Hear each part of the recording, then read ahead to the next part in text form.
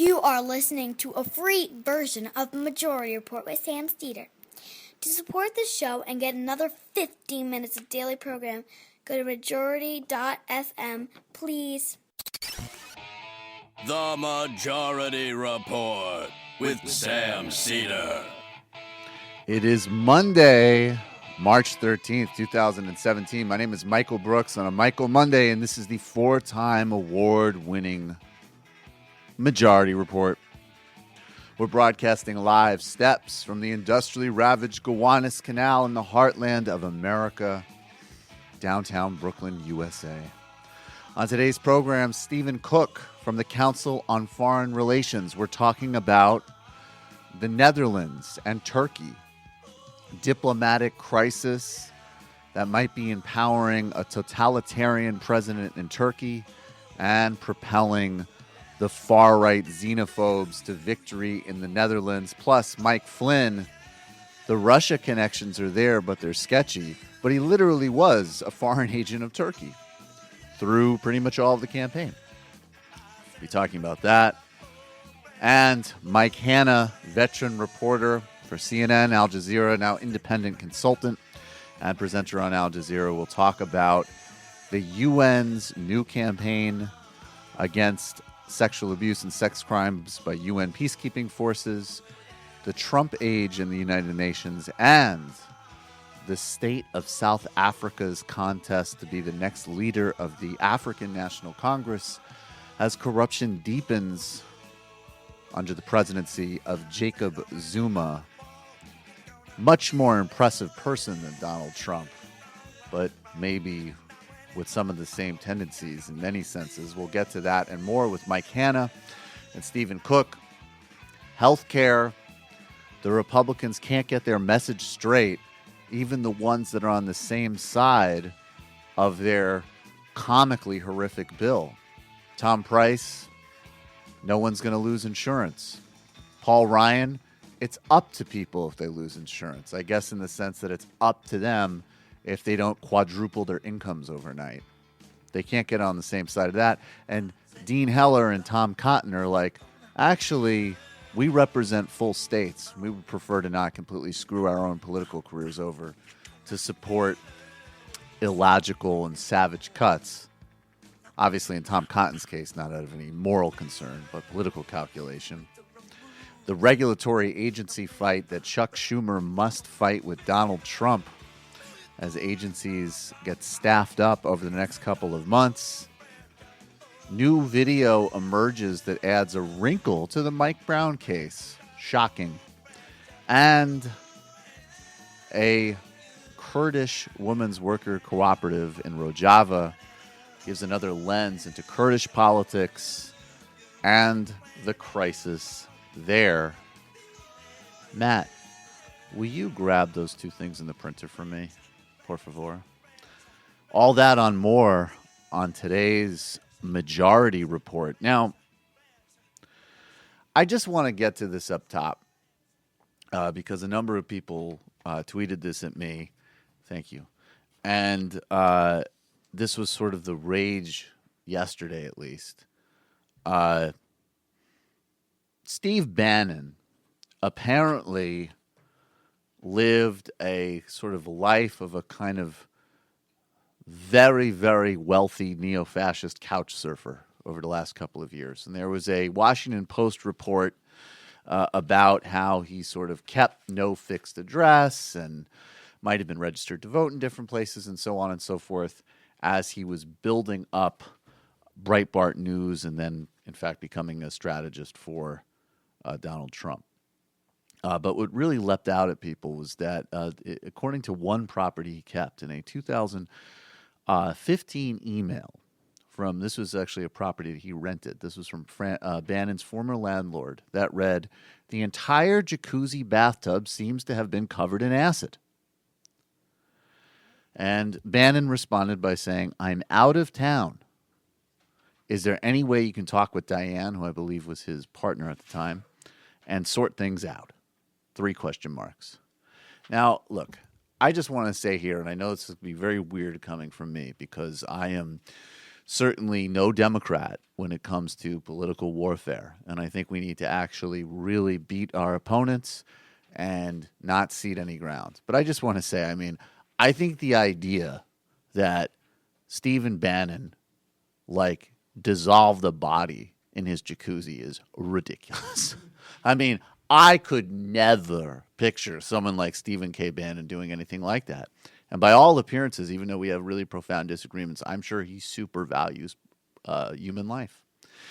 Another thing that I can never picture Stephen K. Bannon doing, and I'm not just talking about from his writing or his ideas or his many opinions he's shared, but even just from his basic physical appearance.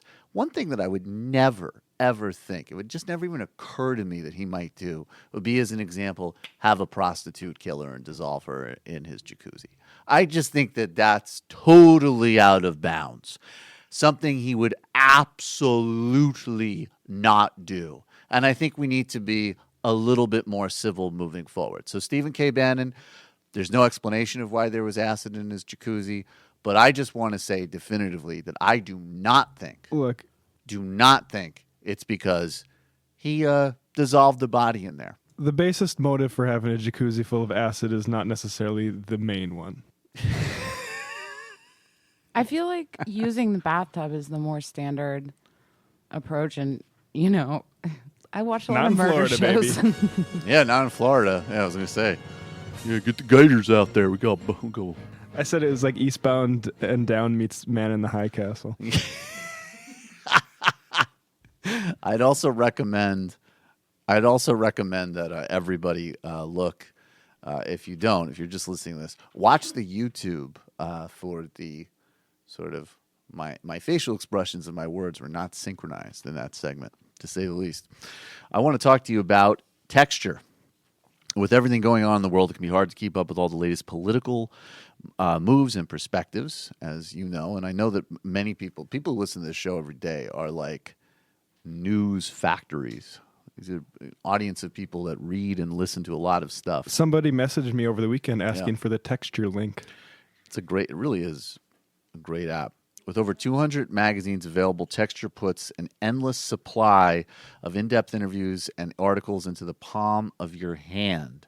As you know, I use a Texture for everything from Rolling Stone, Wired, Sports Illustrated, but then also I like that I curate. So, I always use the example, Matt Taibbi is someone I never want to miss. And you really start to be able to create your own magazine. So my magazine might run from war crimes in Yemen to yoga. I get to make it all happen on Texture. It's an awesome app. And thanks to Texture's daily recommendations and exclusive interactive features, you can easily pinpoint the articles that you want to read.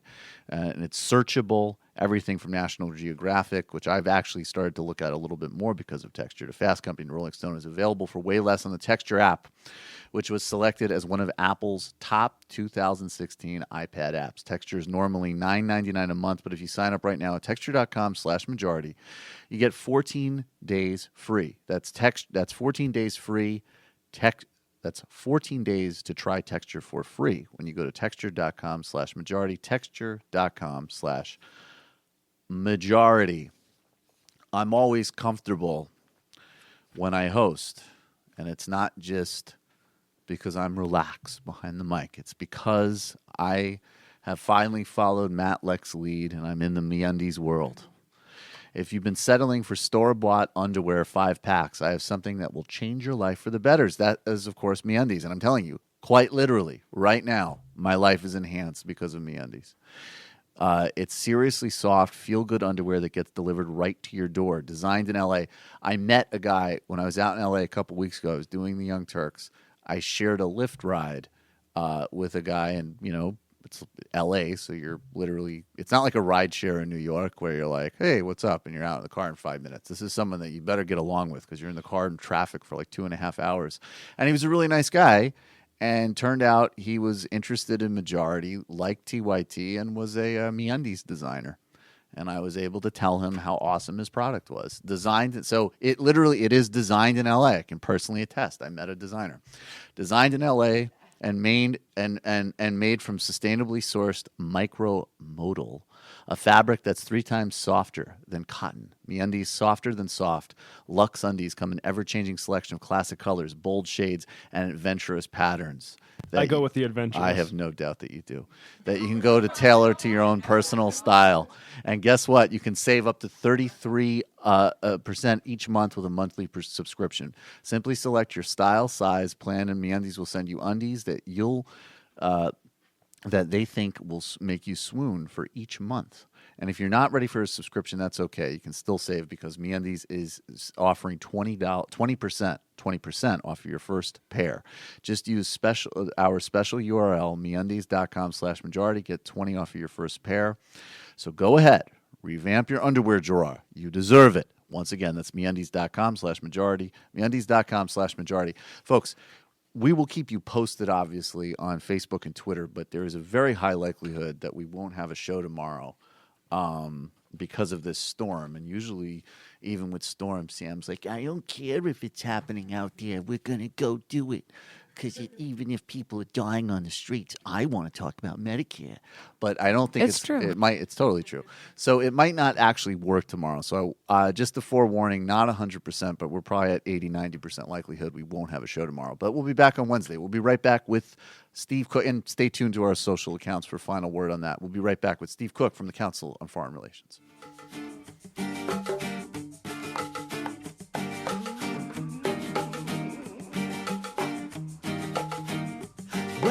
Kick out your front door. How you gonna come with your hands on your head or on the trigger of your gun? When the law breaks in, how you gonna go? Shut down on the pavement or waiting on death row? You can crush us, you can bruise us, but you'll have to answer to guns of Brixton. The money seems good and your life you like it well, but surely your time will come, as in heaven or as in hell.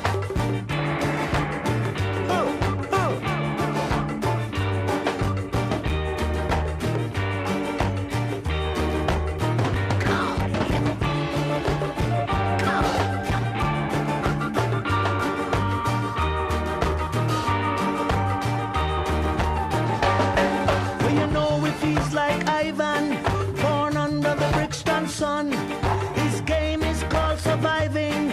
At the end of the harder they come, you know it means no mercy. They caught him with a gun. Now he lives in a Black Maria. Goodbye to the Brixton sun. You can crush us, you can bruise us, but you'll have to answer to guns of Brixton.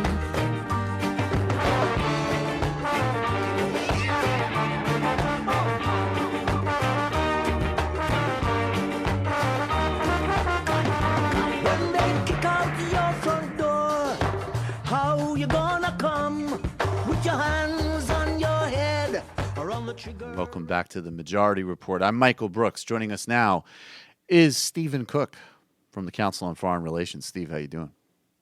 What's up, Michael? It's great to be talking with you. I'm happy to be back chatting with you. Good day, sir. Every time you do that, I can't stop laughing.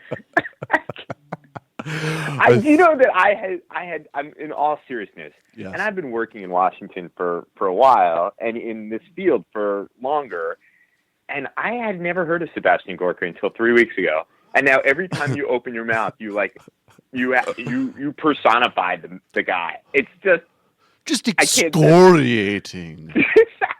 Do you want to have an interview, or you just want to have me laughing on the other end of the line? Well, the Jew is very susceptible to humor. Okay. All right. I've indulged myself. Oh, my God.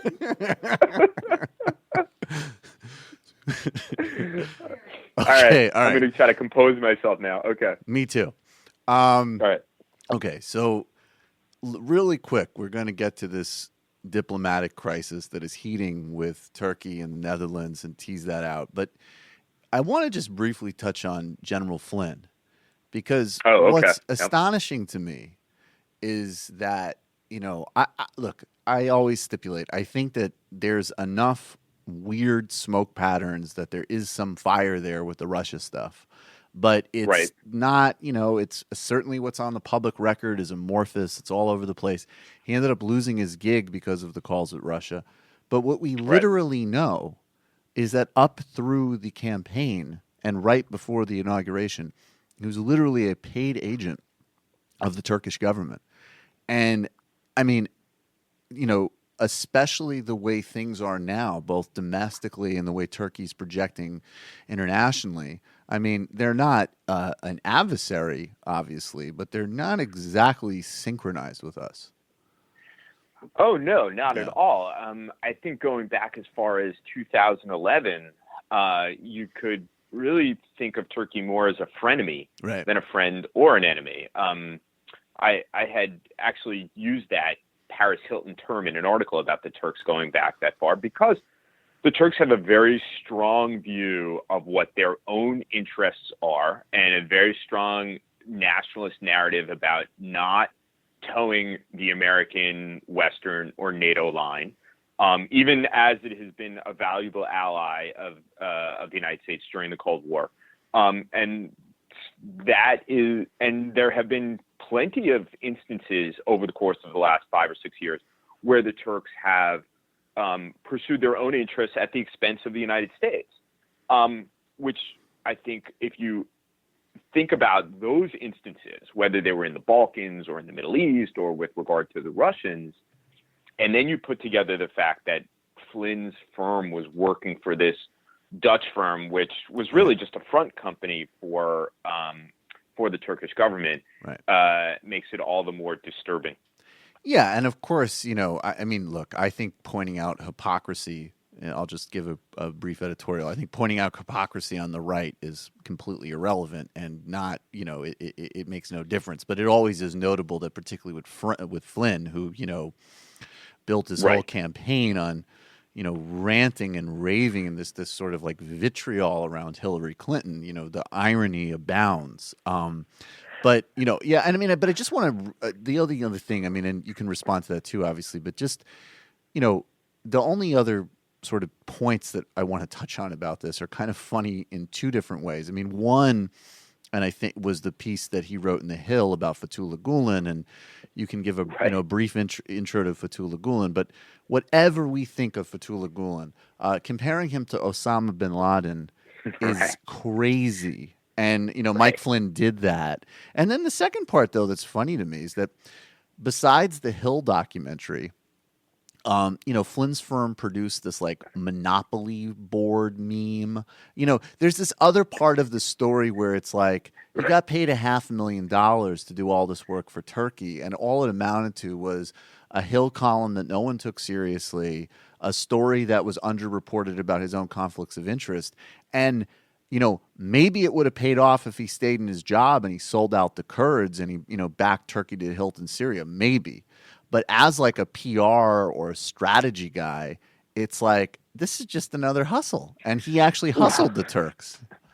Well, look, I don't know whether he hustled them or not, but there's a reason why Michael Flynn was fired from his last 2 jobs. Right. And that's because he's basically an incompetent. He certainly excelled at that tactical intelligence that was necessary in the fights in Iraq and Afghanistan. But when it came to management, when it came to strategic thinking, he clearly failed in both areas.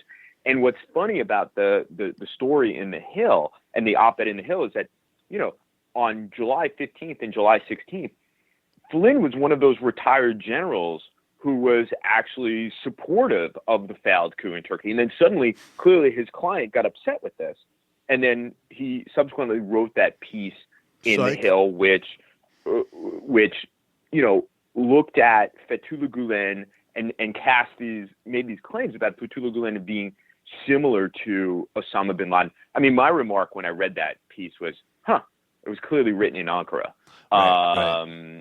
Give everybody like the 1 minute or 30-second primer on Fethullah Gülen. Well, so this guy Fethullah Gülen is a Turkish cleric who went into self-exile in 1999 and lives in the Poconos. Right. which is pretty hilarious because I grew up on the East Coast, and I just remember the TV commercials for Mount Airy Lodge in the Poconos, where you could have like a champagne bath and a heart-shaped bed. And meanwhile, in the backyard of it, there's these like Gulen Al Qaeda guys like doing those like obstacle course trainings that Al Qaeda used to release. Like, while you're up enjoying your heart-shaped honeymoon, the underground, there's a war, an army being trained. Well, that's the thing. Every time someone mentions Fethullah Gülen and his hideout in the Poconos, I think of the champagne tub at the Mount Airy Lodge. And, of course, Sebastian Gorka hiding under the couch watching these guys. I was doing deep counterintelligence training by trying to abduct young women into the heart-shaped room at the Mount Airy Lodge. SJW. Beta cock. So, Gülen... Sorry. Gülen and his followers insist that he is this voice of liberal, tolerant Islamism, and his teachings incorporate science and Western thought and so on and so forth. And big charter school guy for people interested in the United States. There's a lot of Gülen charter schools. Right. Yeah. There are in Texas, in California, and Illinois. And then on the flip side, those who are quite critical of Gülen see him and his many followers as trying to infiltrate the Turkish state and overthrow the Turkish state from within. And that's why this coup narrative about Gülen, engineering this coup from Saylorsburg, Pennsylvania, has become such a powerful narrative in Turkey.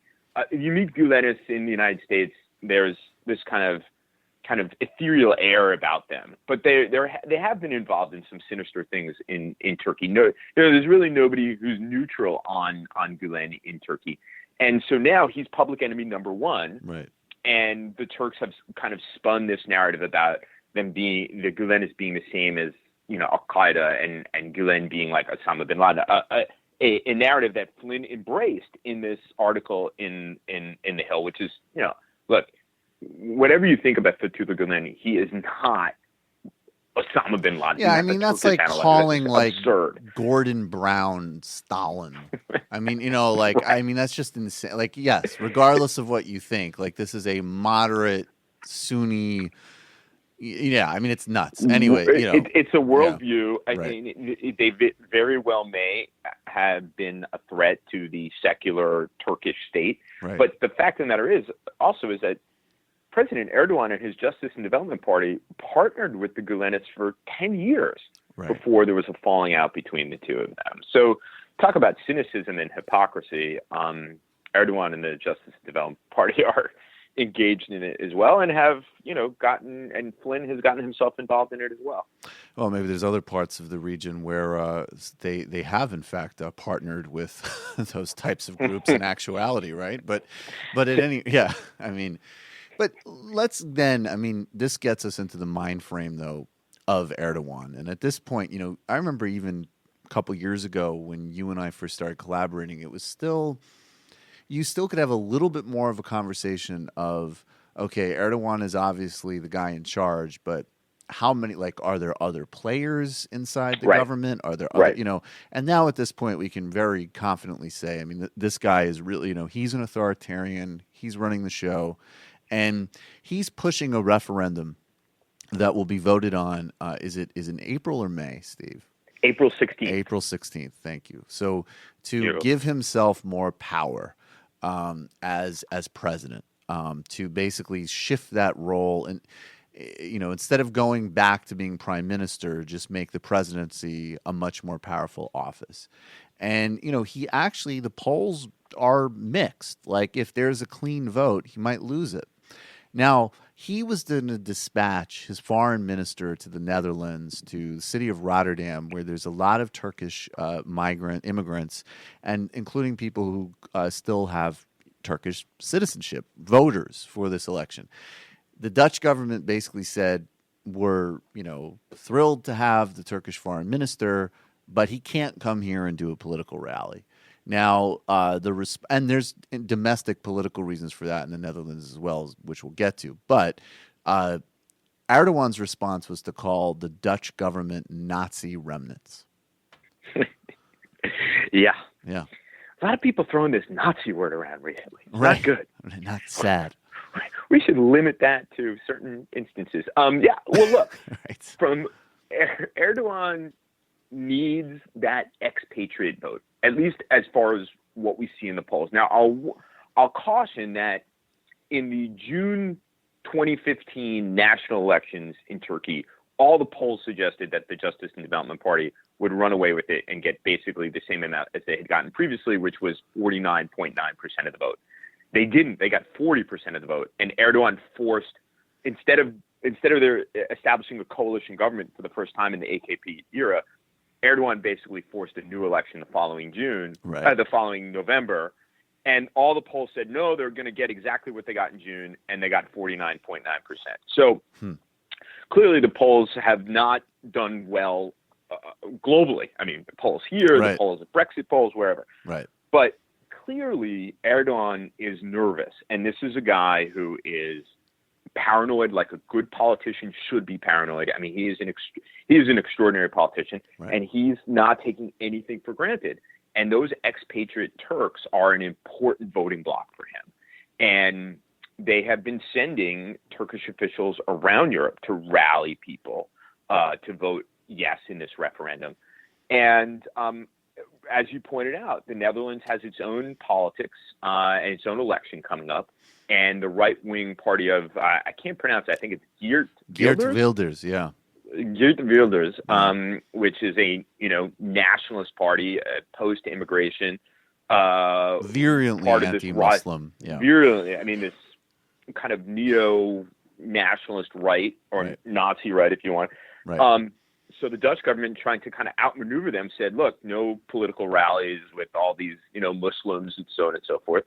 And Erdogan's response, and then you had the protest. The protest turned violent, and it benefits both Erdogan, who is playing that nationalist card by calling the Dutch Nazis, and it plays to the benefit of Wilders. They're feeding off of each other, and this is clearly going to help both of those politicians get what they want. Erdogan, what the Turks call an executive presidency, which will shift the locus of power in the Turkish system formally from the prime ministry to the presidency. Mm-hmm. And Wilders' party, again, I don't know that much about Dutch politics, but he could very well win. I mean, could you imagine in liberal Holland? So an extraordinary couple days, and this diplomatic row doesn't seem like it's going to end, and that's all to Erdogan's benefit. Yeah, I mean, and isn't this like one of the sort of prime concerns of our time, right? Like, if we could just, sort of put this into a larger perspective for a moment, I think, like, to me, the most disturbing thing about the sort of Russia and Trump thing is actually more what's just overt, which is that here are two, far-right petrochemical guys who basically want to kind of, turn the world into a giant oil, a giant gas station, even more so than it already is. And you're either in the map or you're not. And there's a synchronized political interest there, which is incredibly disturbing in and of itself. And then you have these other situations that pop up. I'm always tempted to draw the Israeli right and the Hamas analogy. And now you have it here where, this is going to, as you say, it's going to massively benefit Erdogan. Wilders might not get into power because so far all the other kind of main parties, including the rightist parties, say they won't form coalition with him. But he was actually going down in the polls. And now he's been able to use this to, really rebound and really ignite a lot of xenophobia in the Netherlands. So, is this just sort of like the template of our time? It's like even when the right is beefing with each other, they're helping each other. Yeah, I think the problem that Erdogan has is that he happens to be a Muslim. Right. Otherwise, all these guys would be right there in with each other. And one of the real disturbing things, whether let's take the petrochemical stuff and the Tillerson angle out of the whole thing with the Russians and so on and so forth, and let's just look at what the kind of ideological motivation is for the improved ties with the Russians. It is based on to put it mildly and diplomatically, a profound mistrust of Muslims and a desire to form a broad global coalition against extremism. They call it extremism, but it's really against Muslims. I mean, what is Geert Wilders worried about? He's worried about Muslims in Holland. So if you look at what's been happening, you have people like Representative Steve King, Geert Wilders, David Duke, and others all kind of coming together in social media, amplifying their message. And it's all about anti-Muslim bigotry. I think that Trump benefited extraordinarily, not just from the Mexicans are rapists and let's build a wall, but the anti-Muslim bigotry ramped up to a kind of anti-Muslim hysteria. And I think there's certainly the right has a lot to answer for this. But we also, in general, do, because we, for the past 15 years, have securitized our foreign policy based solely on this global war on terrorism that could be interpreted as a global war on Islam, which is what many Muslims saw it as. And unless you we had sure have a high body leaders, count. Yeah. Right. We sure do. And unless you have responsible leaders like the two immediate former presidents, President Obama and President Bush, you have to give President Bush credit for saying, look, we're not at war with Muslims. We're at war with Islam, with terrorists. Islam is a religion of peace. Those were responsible things to do, even as they were both securitizing our foreign policy. But then you get irresponsible people. You get people like Sebastian Gorka, people like Representative King, people like Donald Trump, who are going to use that to advance an agenda that is based on an ideological worldview that is just suspect of Muslims, generally speaking. And that's where you get the global template. That's where you get the connections, to my mind, with the Geert Wilders, with the Russians and others. They're all making common cause. Right. My Russian colleagues who work on the Middle East say they can't understand why the United States did not, this is their narrative, did not accept Russia's outstretched hand to collaborate in the fight against Islamic extremism. And we were like, do you guys realize what you did in Grozny? Right. Do you realize what you did in Chechnya?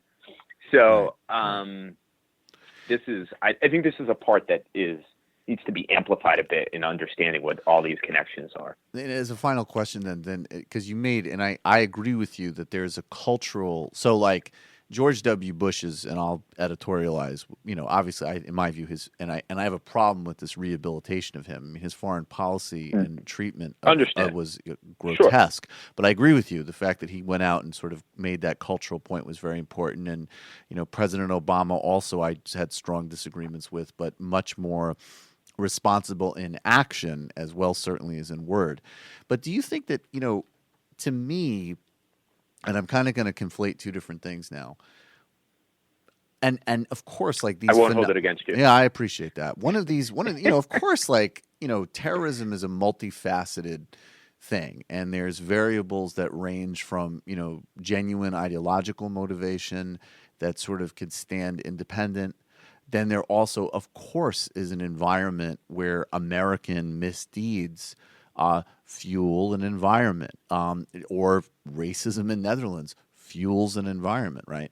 And so it seemed to me that what was tricky from the more kind of pragmatic or liberal perspective, though, in certain policymaking circles, was that if you hesitate to kind of more robustly include in your critique and exclamation some of the reasons as to why people might be legitimately angry at U.S. power, then you're in a kind of awkward position because you're simultaneously kind of like, hey, this isn't real Islam, but there are these just random Muslim people that are doing these horrible things. Again, it's not exculpatory, but it's part of the I think you need that in the exclamation. Right. And then just as a really quick addendum, what struck me, and these are probably people that I know you would never come across them as like a person who actually does policy, but there was that whole kind of like silly like atheist crowd that would like the kind of, and I like him as sometimes, but the Bill Maher, Sam Harris thing where it was like just the snotty liberal arts version of anything that comes out of Sebastian Gorka's mouth.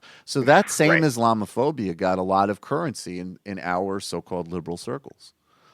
Yeah, no, I think that's absolutely right. On the re-examination of American foreign policy, I think there's two things. I think there certainly are people who want to pick up the gun and fight against the United States because their family was blown up in a drone strike accidentally. I mean, I think it's the fact that we haven't been able to have an honest conversation about that says that there's really something wrong in that foreign policy making community where we can't re-examine these things and understand it. But there's at the same time there's also this ideological worldview. Right. Abu Musab Zarqawi, who was the founder of what has become the Islamic State, was just interested in a cosmic war with the Shia and then a cosmic war with the West, regardless of whether the United States was supporting the Israelis to the hilt. Of course, that certainly helped. But so there are these two components that come together in this fight, and that becomes this fight with terrorists. But we have not been, and I think you're absolutely right, we have not been as robust in explaining these things, and we haven't been as robust in that liberal world in taking on people like Bill Maher, who says things that are fairly close to the kinds of things that are being uttered within the White House right now. Absolutely. Totally. Well, Steve Cook, as always, it's an immense pleasure. I know that I might be appearing on your podcast soon to read sections of Sebastian Gorka's thesis from Trump University in counterterrorism studies. We're looking forward to that, Michael. I have to tell you. My non-work podcast. Thank you. Yes, non-work. Crucial distinction. Yes. Non-work. Non-work. Thank you. Non-work. The Howard Stern of foreign policy, Stephen Cook, Council on Foreign Relations. Thanks so much, brother. I'll talk to you soon. Thank you, sir. All right. Talk to you soon. Bye. Bye. Okay, everybody. We will be back in about 30 seconds or a minute or so with Mike Hanna. We're talking UN South Africa, giving you a global tour on today's Majority Report.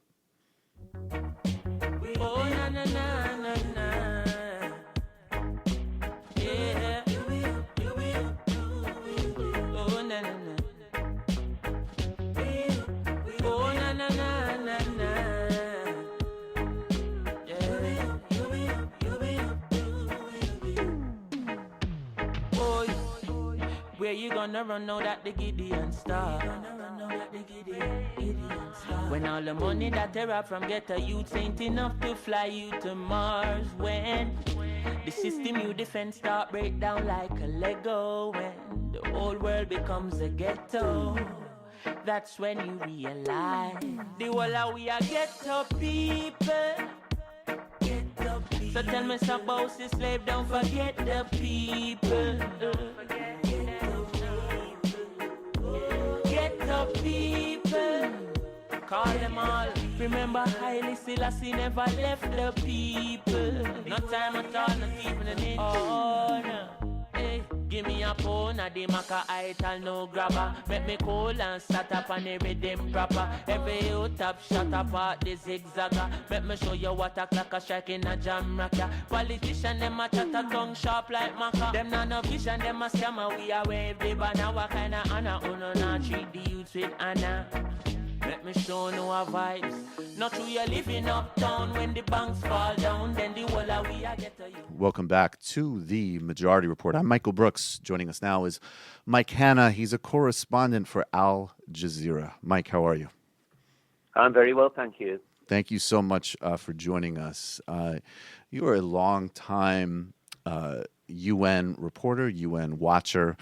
New Secretary General, Secretary General Gutteres, has sort of made his kind of prime goal of his new term in office to take on a very, very sort of long-standing and deeply disturbing crisis of UN peacekeeping forces engaging in sexual crime, sexual abuse. I'd like you to explain the problem and what the new Secretary General hopes to do about it. Well, the first thing that he did when he came into office at the beginning of the year was to set up a task force to report back on him on why previous reforms introduced by the UN have not proved to be totally successful and what he should be doing now as an absolute priority. Now, that report has been produced, and Antonio Gutteres has just released a series of proposals based on that report. Now, the issue of alleged crimes among UN peacekeepers has long been with the UN. One of the problems with it is that the UN itself cannot bring charges against peacekeepers who are accused of sexual abuse, for example, it is up to the member state who has provided the peacekeepers to take some kind of action against those who are accused of such acts. So the UN has been in a bit of a bind in the past because it suffers the consequences in terms of its reputation, in terms of the impact on its operations around the globe, and yet it has no direct control over those events in terms of dealing with them in a legal way. Now, what Gutteres has now proposed, and it's still not very clear to what extent this will happen, but there does appear to be some kind of financial leverage now being involved. Now, if the member state does not conduct investigations, proper investigations within a proper time, then salaries to the peacekeepers, which would be paid to the state, are now going to be withheld until the issue is resolved. So there is a kind of punitive aspect to what he is suggesting now. How well it works? Well, let's see how it plays out in the weeks ahead. The other very important thing, though, is that he's established a victim's advocate as a deputy to himself, which is a significant step forward because there will now be somebody in his office directly involved in policing all of these allegations and making sure that something is done about it. Yeah, those seem like very sensible steps. Are there countries that are disproportionately represented either in UN peacekeeping operations or with these specific sorts of charges? Well, once again, here's another step that he's taken, and that is he's putting representatives into each of 4 countries where there has been a predominance of allegations of abuse: Somalia, South Sudan, Chad, and Haiti. Now, he will have representatives in each of these countries monitoring the activities of the peacekeepers they send. So there is a recognition that there are certain countries or certain areas in which there's a greater incidence of sexual abuse than in others. So he notes that. And, this is sort of one of the kind of core challenges of the UN in general, is this sort of mandate to engage in these global operations, it sort of uphold some sense of international obligation, when at the same time there isn't the sort of really robust infrastructure of international law in certain ways. Just even as an example, as you were saying with the UN peacekeepers, they're not accountable to a process independent of their own, nation states, but at the same time they're enforcing these international mandates. Now, I'm going to sort of open the lens of that much wider in the sense that now we have a U.S. administration that is probably uniquely hostile to the UN, and that's quite a statement because the George W. Bush administration was uniquely hostile to the UN. We're sort of taking it to another level here. And I guess what I'm curious, as a longtime, UN reporter and someone engaged in the institution, in sort of 2 different aspects of it. One is, what sort of role do you think within the administration, and this will be the sort of first question, is Nikki Haley and the sort of representation of her at the UN, is that, in your sense, is this more of like a kind of, is she in a sort of John Bolton mold, which is there to sort of insult the institution and be sort of adversarial? Or is she there to sort of pay some sort of vague respect to it, but clearly she's not very much in the sort of center of U.S. policymaking, and neither is the UN? Well, I think the question's still open on that. Yeah. And it's not really as kind of, you mentioned that it's an administration that is hostile to the UN. Certainly in terms of previous statements by President Trump, he's been pretty dismissive of the UN as organization. But one of the questions is whether he was dismissive of the UN as an organization that wasn't operating effectively enough, right, or whether he's against the very concept. Right. Now, the other question that needs to be answered is Nikki Haley answering to a State Department that is virtually non-existent at present? Mm-hmm. Or is she instead answering directly to the White House?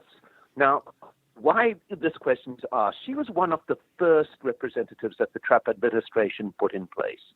Now, what has been said about the UN in the past, I think, can be kind of put on hold. I suspect that there may be moves within the Trump administration to use the UN as a form of international state playing. We know that President Trump is a man who thrives on exercising power, not necessarily constitutionally. And with the leverage that the U.S. has within the UN, remembering that it accounts for some more than a fifth of the UN total budget, that's great leverage.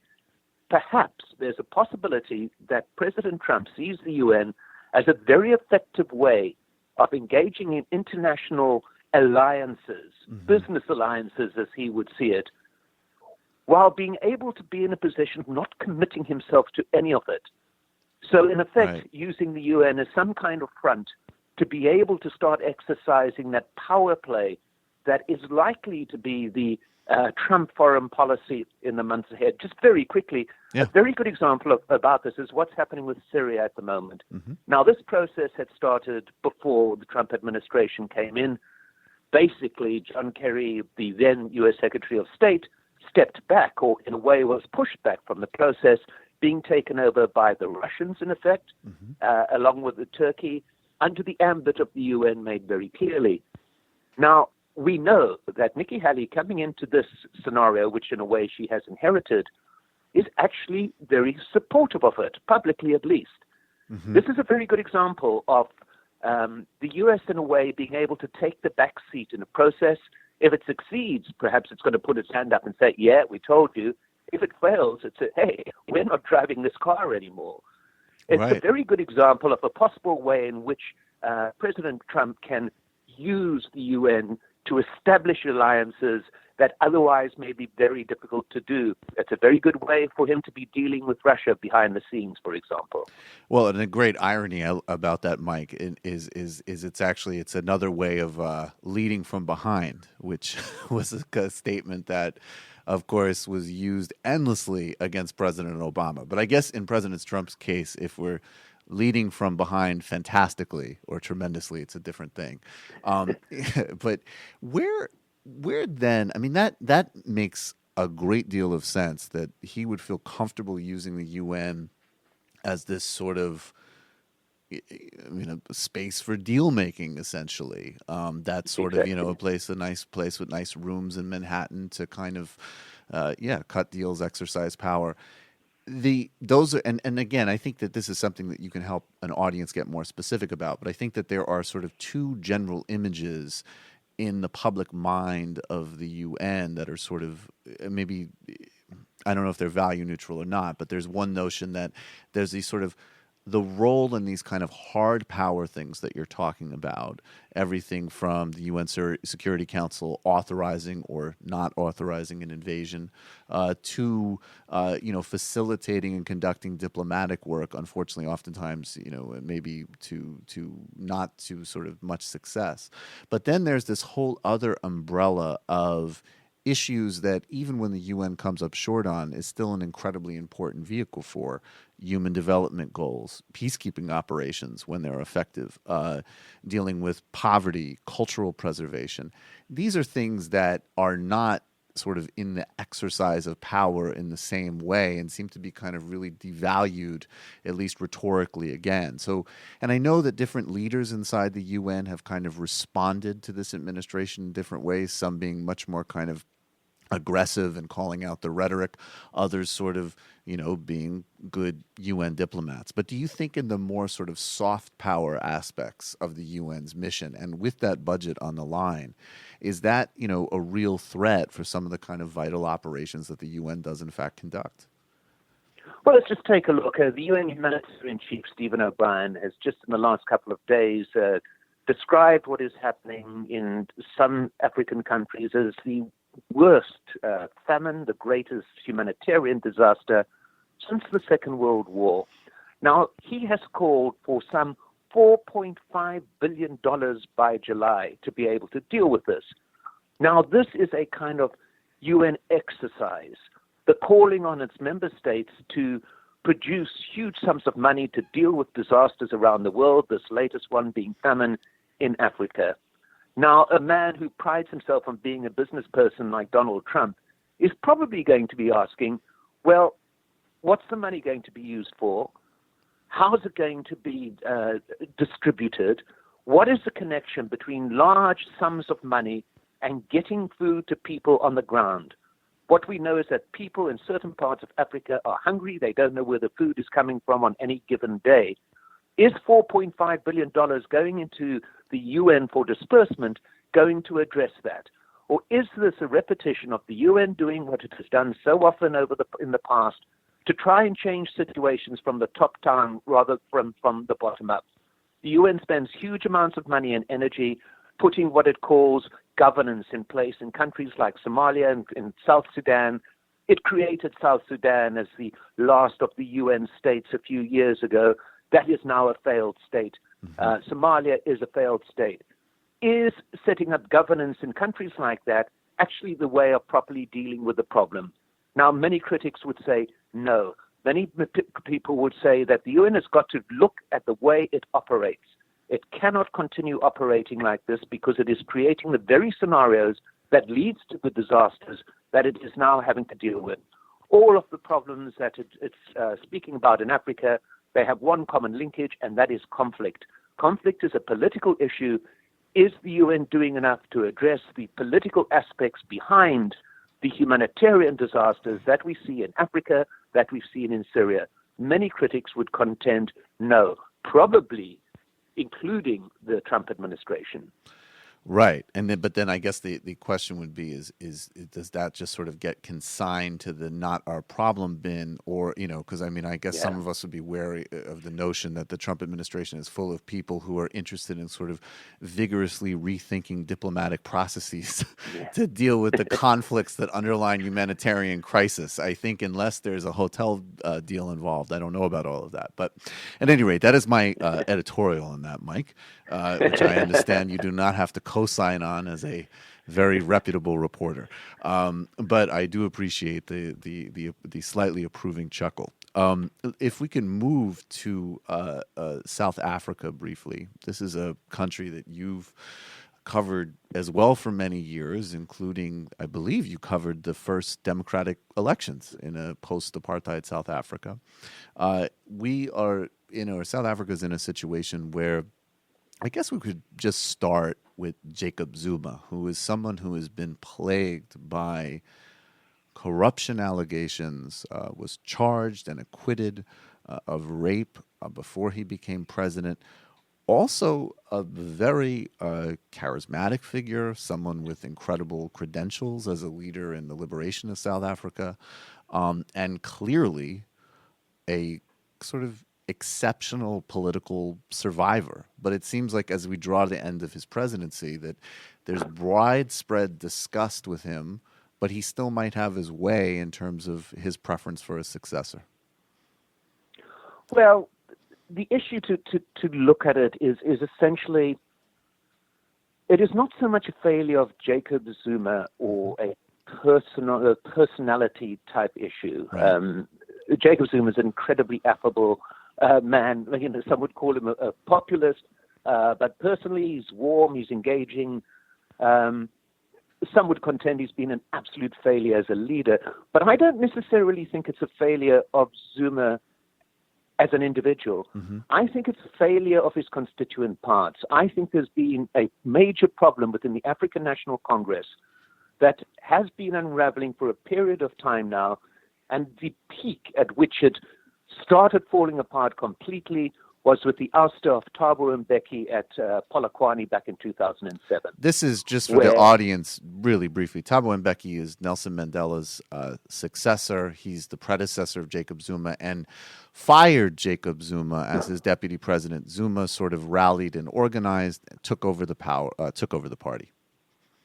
That's correct. Yeah. And the person who actually drove Zuma's succession is now in opposition, a man called Julius Malema. Mm-hmm. Now, the issue there is that, Julius Malema. Mm-hmm. Now, he put Jacob Zuma in power as a member of the ANC's youth group. The ANC, an old-style liberation organization that drove South Africa to the first democratic elections. Now, at that point, the ANC started to fall apart. The frictions within it started fraying. the anger at the way in which Thabo Mbeki, who had his critics but had the support of the ANC elderly leadership behind him, the anger started brewing then. It increased with what was seen as Jacob Zuma's really hard-headed, some would argue corrupt way of doing business and of affecting leadership. Mm-hmm. The very core of the ANC older cadres walked away, not from the organization, but from playing any role in leadership. Mm-hmm. The ANC lost a generation of very able leaders at that particular point. Meanwhile, the young guard who had been represented by Julius Malema moved away from the ANC, dissatisfied with the pace of reform and change in South Africa. That created this huge vacuum within which Jacob Zuma has thrived. Mm-hmm. The only way going forward for things to start to be pulled back together is for the ANC to go back to what its historic makeup was. It's always been an intensely democratic organization, rooted in grassroots support, going all the way through the cadres up to the very top.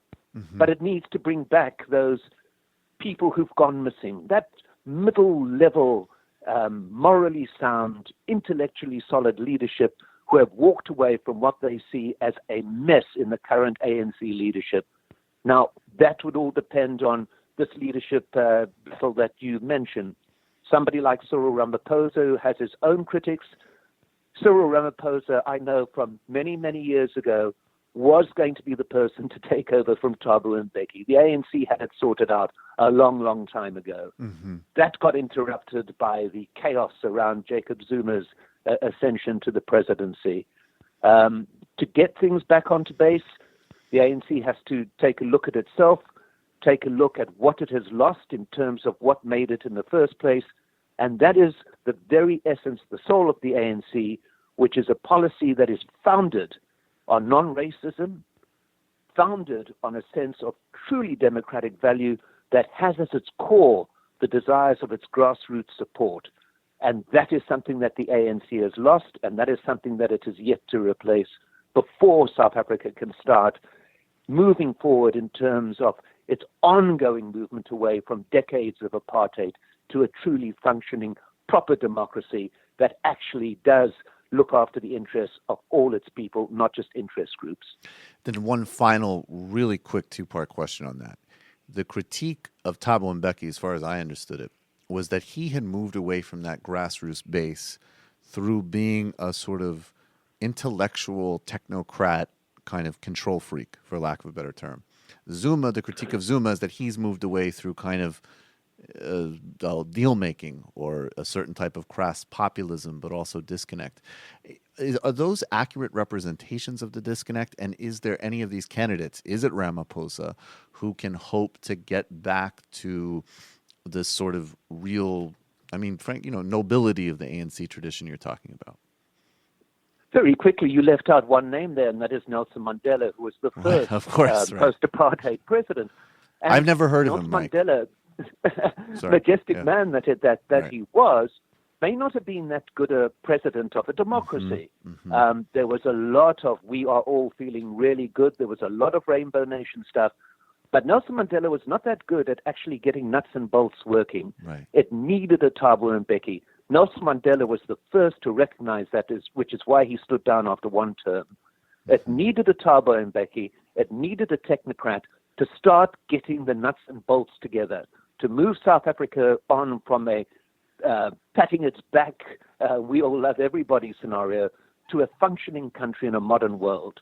Mbeki was the right person to do that. He had failures in certain social aspects, such as the treatment of HIV/AIDS, right, which has a long story attached to it as well. His basic function was actually to ensure that people had clean water, that everybody under the age of 12 was in school. These are fundamental things that were not done in the first few years of South African democracy that Mbeki put in place. Yes, he was an intellectual. Yes, he was reserved. Yes, he did not have Jacob Zuma's warmth and populist ability to be able to dance wonderfully at mass rallies.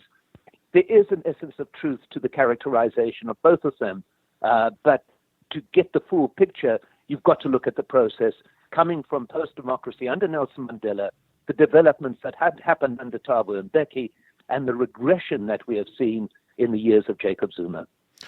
Mike Hanna, I appreciate your time and your work immensely, and I hope we can do it again sometime soon. Thank you very much, Michael. I've enjoyed it thoroughly. Okay, thank you so much. Mike Hanna on the Majority Report, and we are going to move to the fun half. Again, almost certainly no show tomorrow. Stay tuned for our social feeds for final word on that. But it looks like Sam's going to have to talk about Social Security with his kids on a snow day. I saw 3 to 5 inches per hour at the height of it tomorrow. I'm excited. That's insane. Yeah, become a member of the Majority Report. Subscribe to Two Dope Boys and a podcast. JustCoffee.coop, fair trade tea, coffee, or chocolate. The IMs are on. I'm calling into the phone system now. We'll see you on the fun half.